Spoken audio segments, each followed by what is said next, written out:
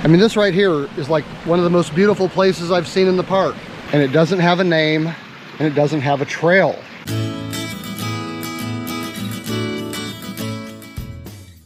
Hey, it's Doug with Backcountry Pilgrim. Last year, I finished redlining Pinnacles National Park, which is to say that I hiked every marked trail in the park. Now, Pinnacles is one of my favorite places to go hike, and so while I was checking out the map, I noticed that there was a pretty significant section that I had not seen yet because there were no trails marked on the map through it. Well, I decided that it would be fun to try to see if I could get from the end of one trail to the beginning or end of another and see what this area looked like. And that meant planning an off-trail hike. Now, planning an off-trail hike presents challenges that go beyond the kinds of things that you encounter when you're planning an on-trail hike. Normally, with an on-trail hike, all you're really looking at is distance and elevation change to see if it is something that is going to fit within your plans and your ability. However, an off-trail hike means learning how to read the terrain on a map and allow for things that might be hiding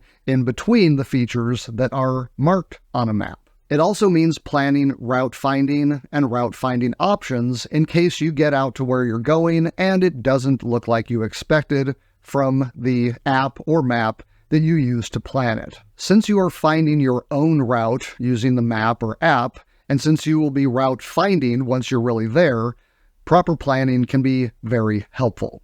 So in this video, I'm going to show you how I planned this particular hike, and maybe it will help you if you are planning an off-trail hike of your own. Now, one of the first concerns that any experienced hiker should have is whether or not you should even be going to the area that you would like to go to. If you need to destroy your way through nature to get from point A to point B, that is probably not a route you should be taking. A smart hiker is going to find a way to get from point A to point B without having that kind of impact on the land. Hiking on durable surfaces rather than going through soft, marshy kinds of areas, picking routes that do not involve crashing through brush or using a machete or something ridiculous like that in the jungle, are the kinds of things you want to look at on your off-trail route to make sure that you are not going to be responsible for destroying the beauty of a place just because you want to go somewhere. Hiking off-trail in Pinnacles National Park is neither illegal nor discouraged. However, it is also not encouraged by the use of signs, cairns, ducks, and this sort of thing to mark certain paths. However, there are definitely some places that a lot of people go, and you can tell once you get there. So what I'm going to do here is explain my planning process and then show you how the trip turned out. My first step when planning an off-trail route is to pull out a map, if I have one, or get on one of a few apps that I like to use to have a look at the area and my proposed route. Although I absolutely love paper maps, maps can be pretty hit or miss depending on what you're trying to do. Some maps show an area so large that they don't give enough detail to help out with the route you are looking at. In a typical topo map, you're looking at 40 feet between contour lines, and a lot can hide in that 40-foot range. Some maps give a good indication of whether you're going to be under trees or vegetation, but sometimes all they're going to tell you is if the land is barren or has something growing on it. Whether what is growing on it are impassable bushes or big majestic trees, you're often not going to know until you arrive on site. So while it is fun to grab my map and compass and do some work in preparation for off-trail route finding, once it's time to get down to the details, I like to turn to one of a couple of different hiking apps. Now, AllTrails, which is probably one of the most popular, is pretty good for discovering new trails. It is not always trustworthy because it is user-fed, and it is not designed for route planning. There are 3 apps that I have found to be the most useful for off-trail route planning. When it comes to the app that I use on my phone, I will typically choose Gaia. I have found it to be the most trustworthy when showing actual trail routes. However, for planning purposes, I really like CalTopo. This is the public version of SARTopo, which is the mapping app used by Search and Rescue. Using CalTopo is kind of like using Photoshop. It has a lot of tools, especially in the Pro version, and it can get a bit overwhelming if you're just trying to do simple tasks. However, once you get used to it, CalTopo is very powerful and can really help when you need very fine-grained information. One of the best apps for really figuring out what you're going to be dealing with on the ground is Onyx. Onyx Backcountry has a 3D mapping feature that works pretty much just like Google Earth does, except that it is filled with information pertaining to hiking. It's actually a very simple interface. It has the best tools, easy to use, and doesn't go into so many details that it becomes cumbersome. One of the coolest features I've found on Onyx Backcountry is that you can actually have the trails colored according to where the elevation gain is. This allows you to discern easy, medium, and difficult stretches of the trail rather than just simply knowing the cumulative elevation gains and losses. Some of the things I was looking for along this route were the ability to stay on or close to similar contour lines so that I wasn't going to be constantly changing elevation. I could tell by the look of the map that this was some kind of canyon, and given that it connected to a water source, I figured there was probably a creek there. The wider the contour lines, the flatter the terrain should be, and the fewer contour lines you cross, the less elevation gain or loss you're going to experience. This route actually looked pretty simple. Because it was a canyon, it was going to be very difficult to get lost, because the canyon walls themselves would form a sort of visual handrail to keep me on route, and if I could get all of the way to the park boundary, it would be a straight shot up to the ridge where I could intersect an established trail. Now, once I was on top of the ridge, there was an established trail that stopped at a certain point, and usually when trails end, they end for a reason. So I took a very careful look at the connection between the end of this trail and picking up the other trail that was going to complete my loop. Now, I had already taken the trails that I was going to connect, and I remembered it being a pretty steep area, but also very rocky. According to the topo map and what I could see from the satellite, it looked like someone being very careful and picking their way along a contour line could probably connect the trails. However, because I was not able to see this part of the park from the trail that I had hiked earlier, I wasn't sure what to expect, and the level of detail that I needed to be sure simply wasn't available from the satellite shots, so I knew that there was still going to be some mystery to this trip, but that is part of what makes it fun to do. So once I had the general idea of where I wanted to go, I started zooming in to the satellite views to get finer details.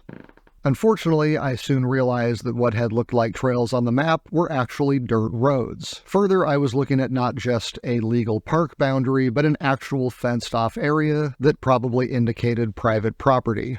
Now, I still was not 100% sure that I was going to be able to make the route the way I wanted to, and so I started looking for an alternate backup route up what looked to be a small canyon. And now that I had two different ways to link up the general canyon route with the upper ridge trails, I figured I had enough information to give it a go.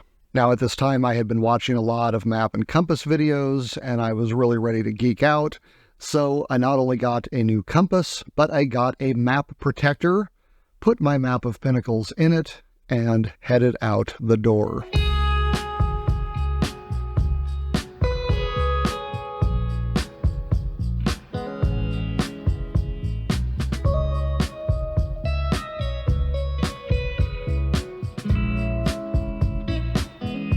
And this is why you get a rain cover.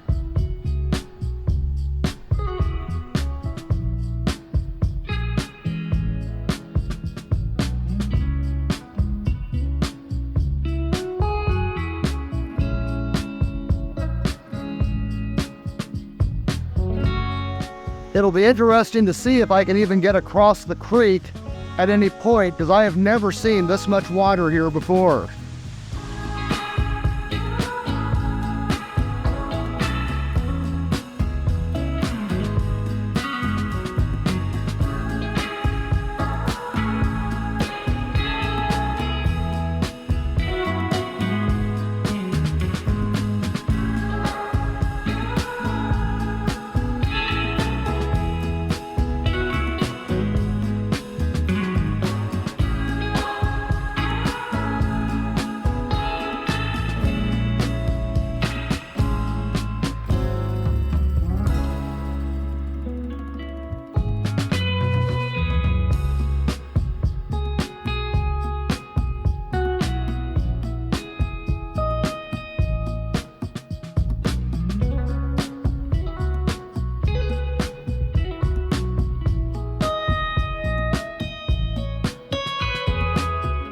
Okay, the use trail got really wide open. I am now to the split in the reservoir. And I'm just going to kind of keep picking my way along. Seems pretty obvious a lot of people have been here, but where I want to be is on the other side. All right, as expected, the reservoir on this side is starting to thin out. There's still a very obvious trail on this side.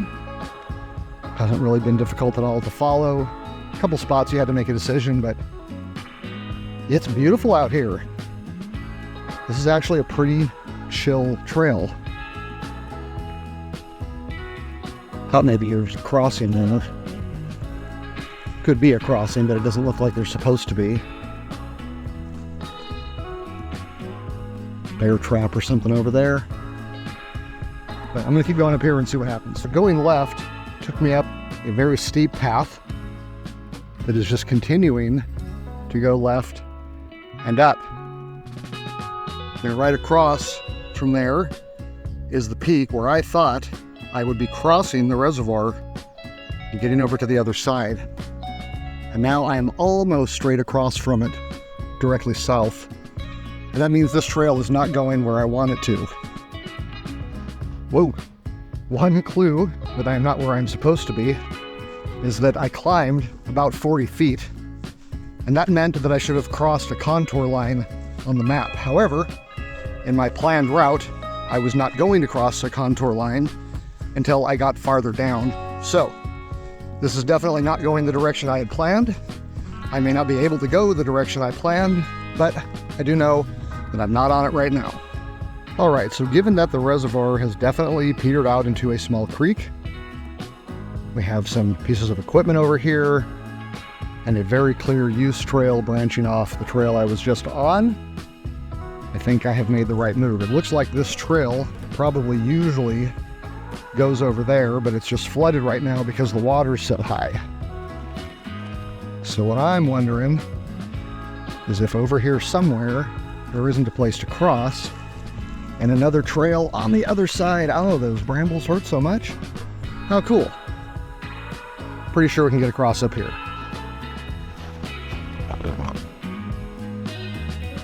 Okay. So there's that. And look, a little use trail looking thing right here. Okay, so that'd be somewhere.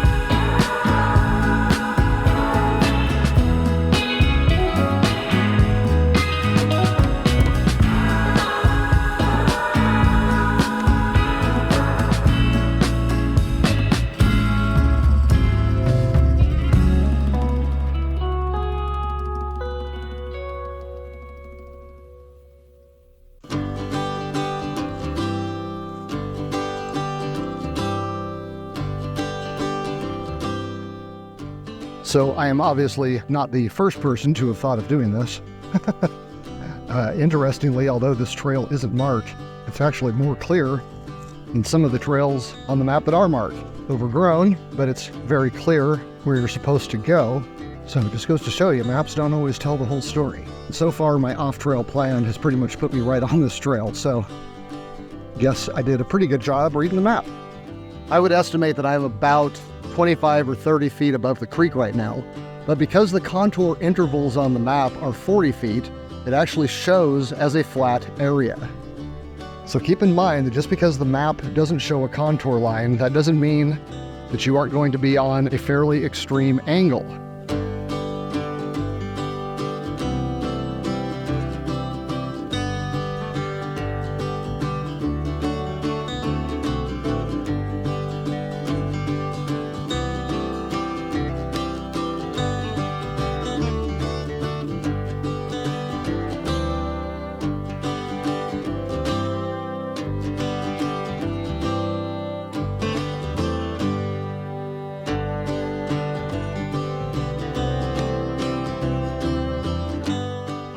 I have no idea why this trail isn't on the map. It's gorgeous. Look at this.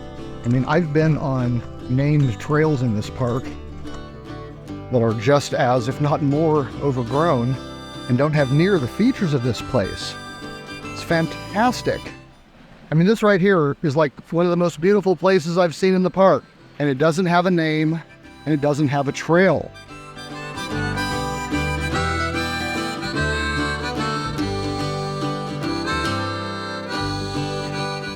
Okay, well, as you can see, the trail that I am on crosses the creek. That was not my plan as far as the map went, but I will take a trail over bushwhacking anytime.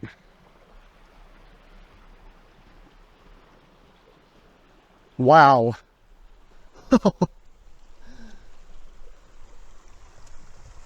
Oh, there's two creeks coming in here.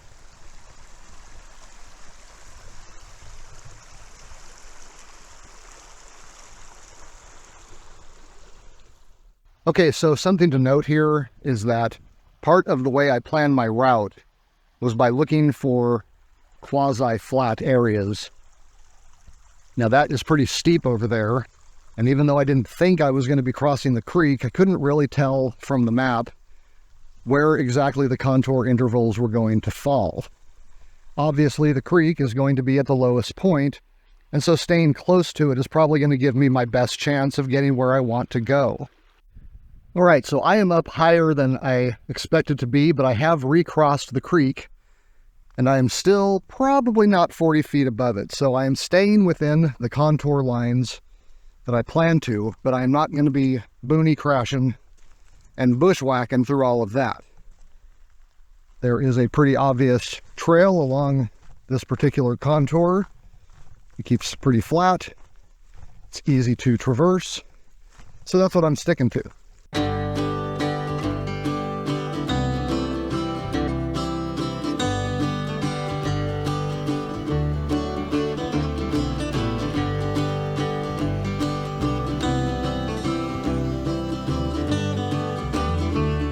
Not bad. I've mentioned handrails a couple times, so I should talk about what that is. I really haven't stopped and looked at my map too often because I know that this creek is going where I want to go. And because the creek is right over there, I can hear it. You probably can too. I don't really need to worry too much about the direction that I'm going. I don't need to keep stopping and checking the map, orienting my compass, making sure I'm going the right way, because as long as I don't cross the creek, I know I am going the right way. I am going upstream in order to get where I am going to go.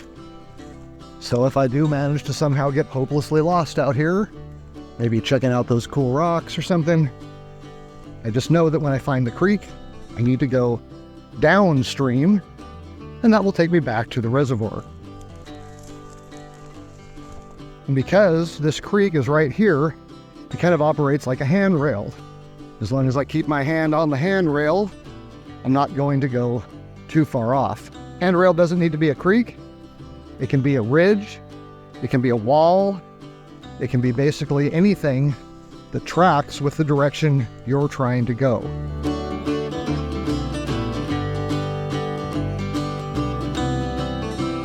This looks like it's going to be somewhat dramatic.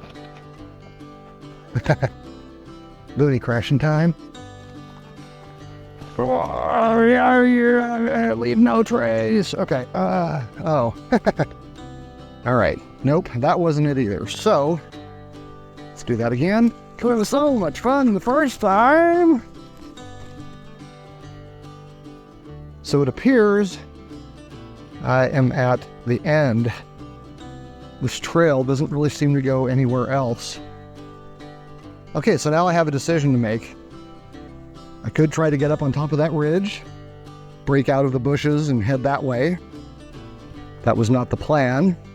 I could cross the creek and try to get up on top of whatever that is and see if maybe the trail doesn't pick up there. That seems more likely because the trail comes here right to the creek. Again, I would expect to see something on the other side indicating that that's where I was supposed to go. But that looks a lot harder. Tough decision.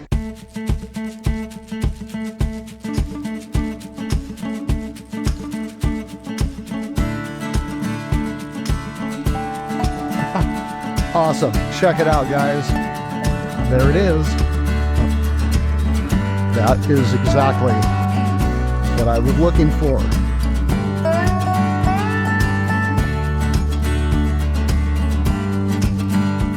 There's a deep canyon here with a creek. This is the creek I've been following, and that is the creek that comes down from the gully. And right now, it is right there. This creek is right here. I just walked up on it. I could hear it. There it is. So what that means is that if I follow this downstream, not very far, I should come to where all of these join. And that means I am that far from the border. So this is the main creek I've been following. It's going to go straight down there and meet up with the other creek, which is right over the top of that ridge. For now, I'm just going to find the flattest area, the least bushes, and keep going this way until hopefully I reach the end of the park.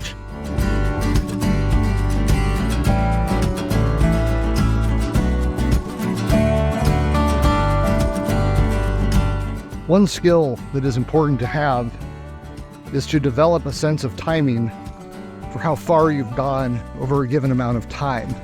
As you can see right now, I don't have a whole lot of really prominent features to shoot a bearing on my map and triangulate my position.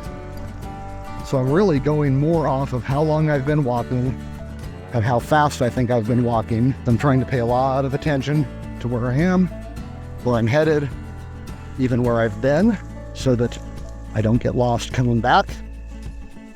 And I know from experience that I am probably barely going a mile an hour right now. Normal hiking speed is closer to 3, but I'm stopping a lot, I'm filming a lot. If it is hypercritical that I get the distance right and the timing, there are tricks you can use, such as pace counting, you can use ranger beads, other things like that. But if you're just trying to get a general idea of how long a hike's going to take or how far you are between features, getting a good feel for how fast you move can be very helpful. Look at these awesome trees. I gotta stop and get a picture.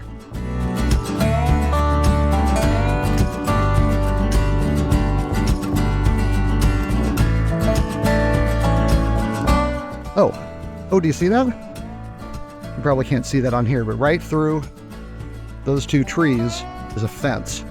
I think that hill in front of me is the edge of the park.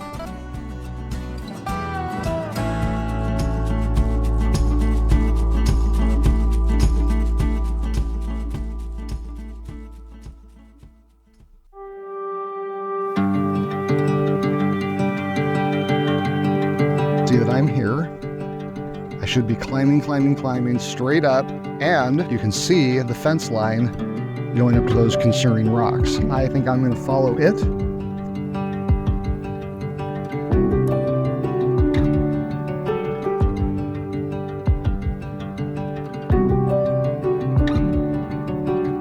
Almost there.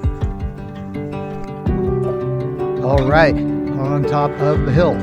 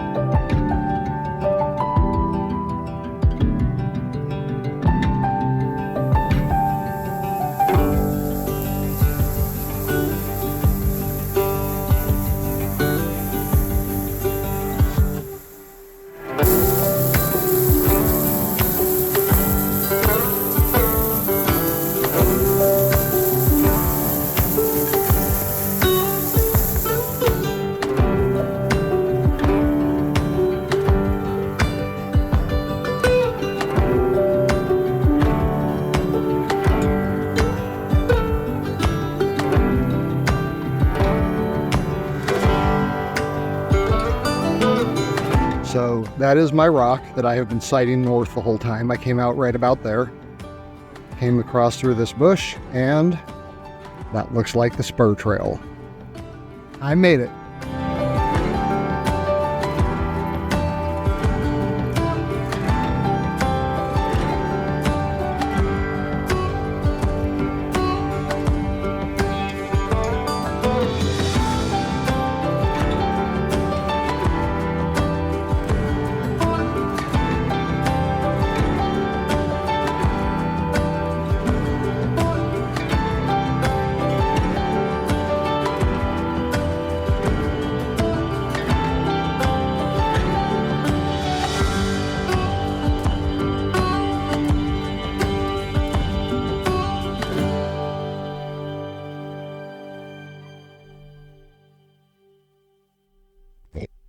All right, well, this is no good. I was trying to get up higher so I could get across that ridge and then go down, but there is a pretty massive gully right here that was not on the map, and also the bush right here is just like nearly 100%.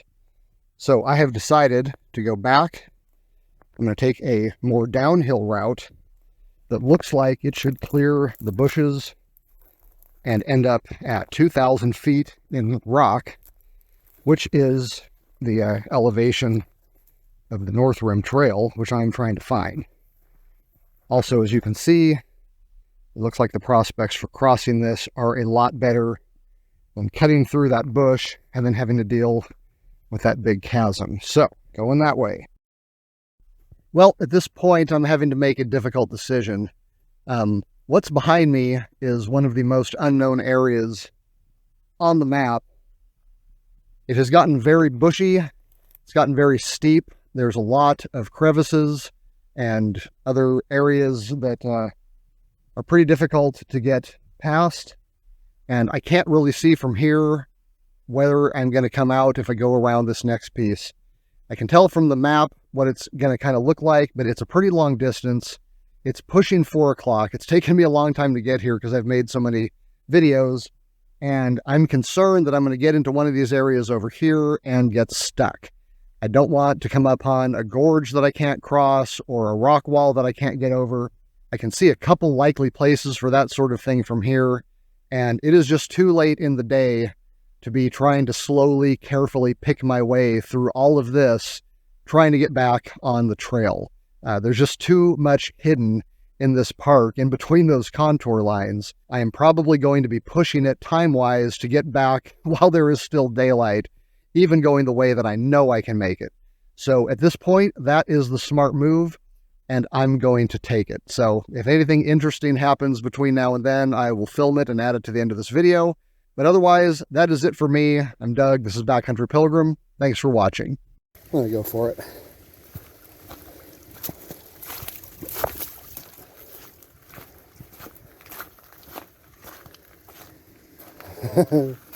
Oh, this is creepy. Ah!